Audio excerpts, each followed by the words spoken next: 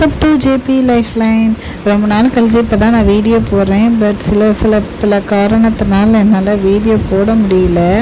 இப்போ இன்றைக்கி நான் எங்கள் வீட்டில் வளர்க்குற பப்பியை கூட்டிகிட்டு நான் ஹாஸ்பிட்டல் வந்திருக்கேன். அவங்கள குளிக்க வைக்கணும், நகை வெட்டணும், ஒரு சில இன்ஜெக்ஷன்லாம் போடணும். பட் அதனால் நாங்கள் ஆஸ்பத்திரிக்கு வந்திருக்கோம். இன்றைக்கி சண்டே ஆகுமா, எங்களுக்கு ரெஸ்ட்டு இல்லை. பட் போயிட்டு வந்துடலாம், சண்டே லீவ் டைமில் போயிட்டு வந்துடலாம் அப்படின்னு சொல்லி ஹாஸ்பிட்டலுக்கு வந்துட்டேன். இப்போ அதெல்லாம் ஹாஸ்பிட்டலில் தான் காமிச்சிட்ருக்கேன். ஆனால் ஹாஸ்பிட்டல் சூப்பராக க்ளீனாக வச்சுருந்தாங்க. உடனே க்ளீன் பண்ணி எல்லாம் நீட்டாக வச்சுருந்தாங்க. பப்பியை பார்த்திங்கன்னா இப்போ குளிப்பாட்டி விட்டுட்ருக்காங்க. அவங்க எல்லாமே பீகார்லேருந்து வந்தவங்களுக்கு லாங்குவேஜ் தெரியல. பட் ஆனால் அவங்க குளிக்க வச்சிட்ருக்காங்க. நாங்கள் வெளியில் இருந்து கண்ணாடி வழியாக நான் வீடியோ எடுத்துகிட்ருக்கேன். பார்த்திங்கன்னா மத்தியானம் இருக்கும். நாங்கள் இந்த டைம் மத்தியானம் இருக்கும். குளிக்க வச்சிட்ருக்காங்க. ஆனால் நல்லபடியாக சூப்பராக பார்த்துக்குறாங்க. அதில் அதட்டவோ திட்டவோ இல்லாமல் குழந்த மாதிரி அதை பார்த்துட்ருக்காங்க.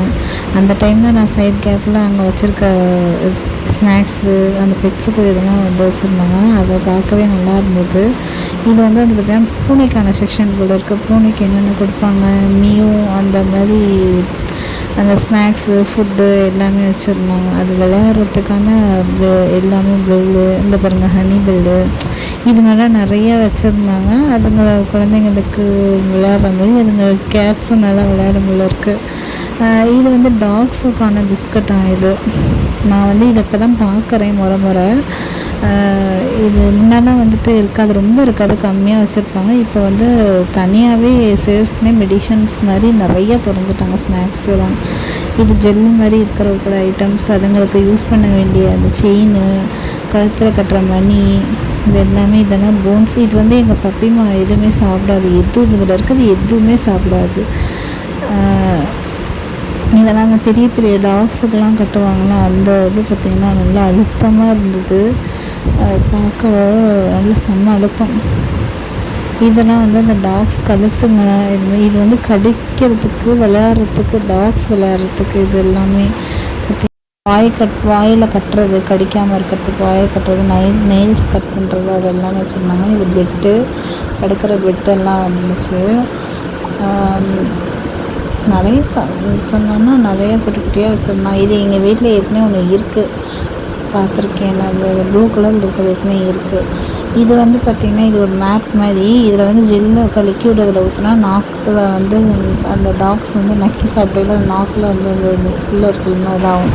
இது நான் வீடியோவில் பார்த்துருக்கேன். வீட்டுக்கு இப்போ தான் நேரில் பார்க்குறேன். அதனால் கீழே வச்சா மேட் மாதிரி இருக்குது, நகரமாக இருக்குது.